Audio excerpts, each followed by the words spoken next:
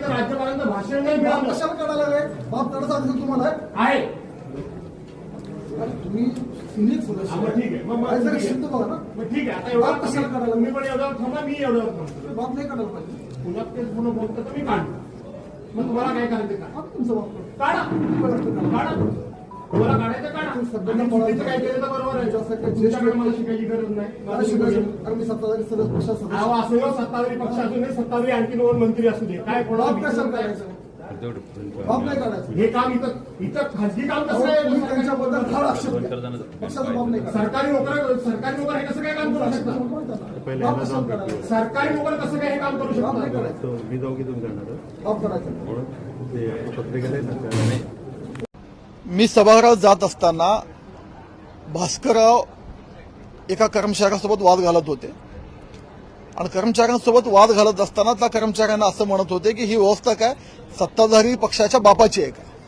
आणि मी त्यांना सांगत होतो की भास्करराव तुमच्यासारखे ज्येष्ठ सदस्य, या सभागृहातला अनुभवी सदस्य आणि सभागृहात वारंवार नियम कायदे सांगणारे तुम्ही, डेकोरम कशी सभागृहाची मेंटेन ठेवायची हे जर तुम्ही बुद्धी लोकांना शिकवणार आहेत, तुम्ही बाहेर येऊन अशा गोष्टी बोलू नका. सत्ताधारी पक्षाचा बाप वगैरे काढू नका. तुम्ही काढलात, आम्ही काढलो, कुठंतरी या महाराष्ट्राची जी सर्वोच्च सभागृह आहे अशा ठिकाणी अशा गोष्टी होणं बरोबर नाही हे भास्कररावांना समजावून सांगत होतो. पण भास्करराव काय समजून घेण्याच्या मनस्थितीत नव्हते. कदाचित त्यांना जे अपेक्षित होतं की विरोधी पक्षनेता त्यांना मिळत नाहीये. सभागृहाच्या आतील जे व्यथित झालेले भास्करराव आहेत त्याचं फ्रस्ट्रेशन त्यात बाहेर जाणवलं. महाराष्ट्राच्या राजकारणात वैचारिक मतभेद असतात, पक्षपरत्वे काही विचार वेगळे असतात, पण हे करत असताना कोणाच्या पक्षाचा बाप काढायची संस्कृती या महाराष्ट्रात नाहीये.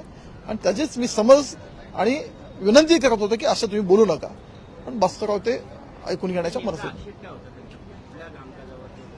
नाही. भास्करराव एक अधिकारी होते, कर्मचारी होते, त्यांना बोलत होते. ते कोणाशी तरी पत्रिका देत होते. नेमकं कोणाची होती काय होती मला त्यातलं माहिती नाही. मला केवळ ते बाप काढले हे कानावर आल पडल्यावर मी त्यांच्याशी बोलत होतो. आणि मला वाटतं की भास्करराव इथून पुढे समजून घेतील. अशा चुका त्यांच्यासारख्या सदस्याकडनं अपेक्षित नाहीत.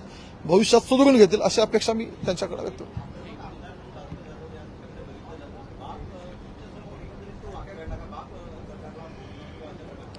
सत्ताधारी पक्षाचा बाप असा त्याने उल्लेख केला. त्यांच्यामुळे मला त्यांना बोलावं लागलं आणि मी ऐकून जर तसं जात गेलो असतो तर ही बोलायची त्यांचं टोन अजून वाढलं असतं. आणि आज त्यांच्या पक्षातला एक सदस्य बोलला आणि उद्या दुसरा सदस्य बोलेल. शेवटी सगळे व्यथित आहेत.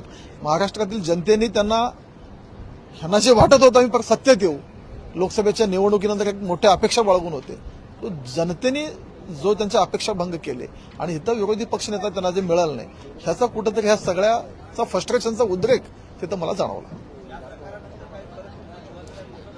मी अध्यक्ष साहेबांच्या कानावर ही गोष्ट घातलेली आहे. अध्यक्ष साहेब त्याच्यावर योग्य ती कारवाई करतील. थँक्यू.